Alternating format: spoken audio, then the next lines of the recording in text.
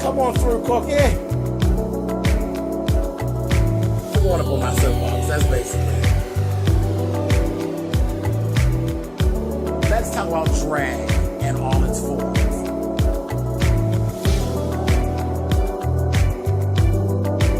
What,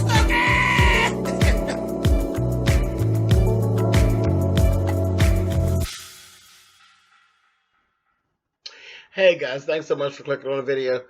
I just actually want to come in and talk to you. I'm not going to do, child, it was a damn near 4-hour show. I ain't got all that to do. I don't have all that to do. There's certain things about the BET Awards that I just want to point out that I enjoyed or didn't enjoy. And some of it was just, isn't that interesting? So let's start. Bruno Mars was Bruno Mars. He was really good. You know, he always is. He's like a party. He gets the party started. So he sat up there and did a good job getting that party started over there at BET. It was cool. I was like, all right, Bruno, party your little ass off. He really did. Leslie Jones was the host this year. Her opening monologue, it kind of went shit south at the beginning, and it just kind of, you know what, she wasn't bad, but she wasn't good, and it wasn't anything that I want to do again. That's what I'll say. That's what I have to say about it. It's nothing that I want to experience again. I'm glad she got the opportunity to try it out, and that's just what it was. She tried it out because it wore her loose, honey. It was just, she just wasn't good for that job, I don't think. The host something else. Not that. Let's see. Let's talk about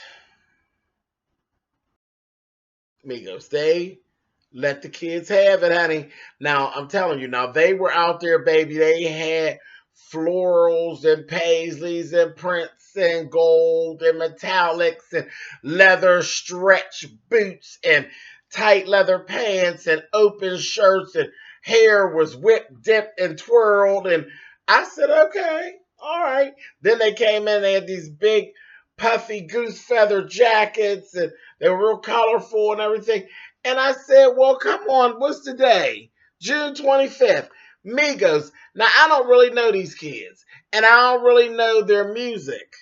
But what I do know is every time their face is up on social media and they're being talked about, they done did something to piss off the LGBTQ community. So when I seen them on the runway, you know, not the runway, but on the red carpet, and I seen their performance piece, I said, well, all right, baby, for y'all repping the community.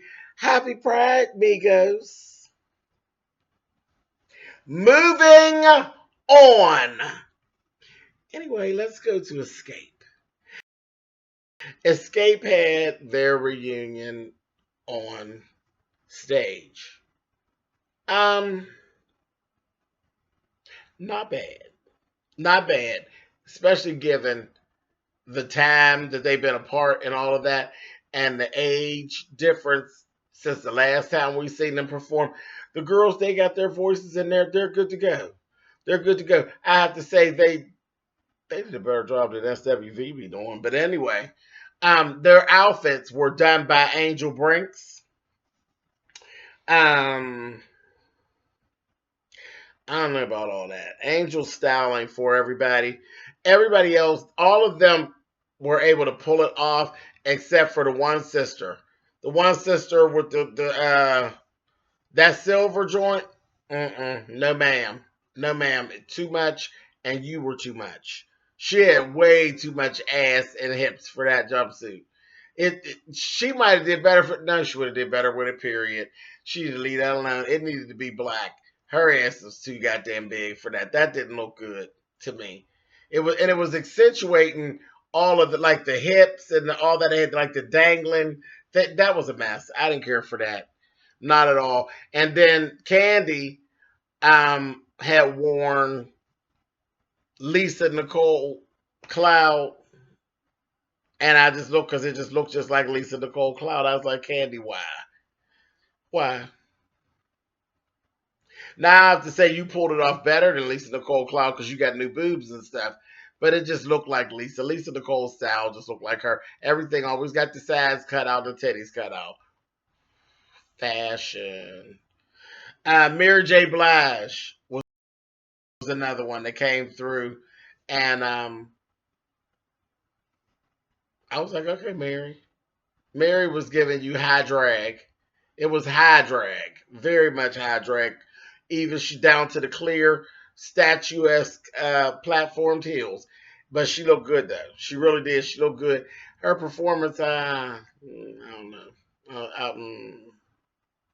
Her and ASAP Rocky, I was like, it's kind of looked like a mismatch, like somebody with their little nephew. And little nephew was just so happy to be on stage with her. I couldn't really get down into it, but she looked fabulous. She really did. Um, Let me say this: Remy Ma. I thought the color of the dress looked pretty on Remy. I didn't know exactly what the dress was doing. It was like a dress that started off being something very classy, and they tried to hip hop it up and ended up making it look a little rancid. So I don't know, but I did like that pale blue sheerness on her skin. But yeah, it just she was looking like the hip hop auntie or something. I don't know. I was like, I don't know about that, Remy. And then when she accepted her award, she got up there and was snapping out and acting a fool and still beat for that Nikki. Nikki's not even there. That's getting old. Getting old. This new girl, SZA. I had never heard of this girl. Never heard of her. I really enjoyed her performance. And I love a little tiny little girl with big messy hair, honey. She was cute. And I liked her little vibe. I was like, all right, I had to look her up. Chloe and Halle came through and accepted Beyonce's award for her. They were very, very cute. I'm so glad that everything is really going on for them. And people were waiting with bated breath, baby, and they gave you nothing about the twins, honey. And people were just waiting. Waiting, honey. They gave you nothing. Sit your ass down. I was here for it. Let's see. Who else? Chris Brown. I love Chris and I love that party song. But I've seen you better.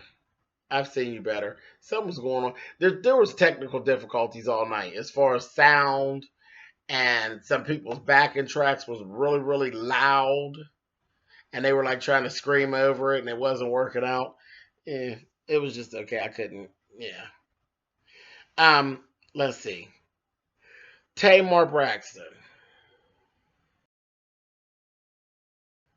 Tamar Braxton. I'm going to go ahead and give her the thumbs up.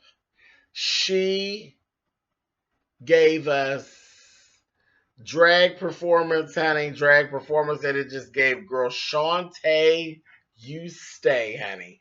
She had everything that you needed for drag, honey. Big, wild, crazy hair, flipping them, swinging around, doing too much. But the little song, she sang the hell out of the song. The dress, best I've ever seen her as far as clothing. She was the best I've ever seen her on stage for a performance. The gown was perfect. I'm gonna tell you that hair. I was okay with the platinum blonde color, but I think what would have been so sharp, especially with the dress that Tamar had on, if she would have had a little blonde pixie, if her hair would have been very short and very Sharon Stone, please. Please, please, please. And like a Sharon Stone messy, like when Sharon Stone was actually a Catwoman and she was the arch nemesis, that hairstyle on Tamar with that gown, I think would have been solid. But that was Tamar being a drag queen. She wanted to have a lot of hair because she had it in her mind that she was going to do that Beyonce hair swing thing, and she did it. She did it. And I know there's been a lot of controversy about whether or not she was lip syncing or not. And I don't believe that she lip synced the whole song, but I think there were some parts that she had a little help on. You know, because you could actually do that where you have a backing track and you actually do the parts that are going to be hard for you to hit. You could just sing those parts and sing the rest of it live. I believe that's what took place. I don't believe she did a whole lip sync performance because one, you heard the mic was on because it hit the ground when she was done. You can hear it.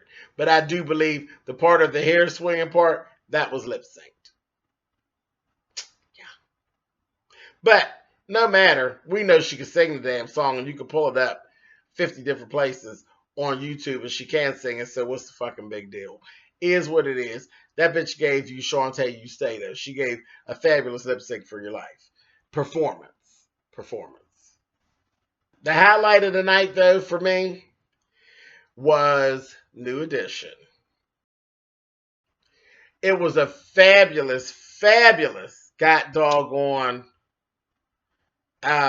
just the whole segment was flawless except for the little time that we had to wait for the costume change where it kind of looked like a technical difficulty because we didn't know what was going on, but what was actually happening was that the actual or the members of New Edition were changing clothes. They could have put something else there. But they started off with the little kids from the movie doing their part. They did a part. They said Candy Girl and a couple of Mr. Telephone Man or whatever. Then it moved on to the older actors that played them in their older years, and they did their part and sang their asses off. And then they presented the award. They went ahead and presented the award. Like I said, they changed their clothes, and then they came back, and they were doing their thing, and they were in all white. Everybody was in all white, the whole thing. Like all the younger ones, the middle age, and then the regular, the real New Edition. And where I got very, very happy and very impressed was when they got to the point where there was all of them on stage doing the choreography and nobody was missing a fucking beat. Nobody bumped into each other. Nobody was out of place, out of sync. They did that shit. They did that. They did. That was the best part of the show. New Edition, the New Edition piece, and Tamar was what it was. And even with all the controversy surrounding Tamar, the bitch got down. So that's that. Y'all know I ain't even no big Tamar fan all like that, but you got to give credit where credit is due. But that New Edition piece, yes, God. So that was pretty much it for me for the BET Awards. I enjoyed it as usual. It's too damn long. Yeah, too damn long. Couple, like I said, some technical difficulties, some things that didn't make a whole lot of sense. What the fuck was that with that goddamn conveyor belt? Like, who needed that? It kept tripping people and shit. That was some dumb shit. Anyway, until next year, peace.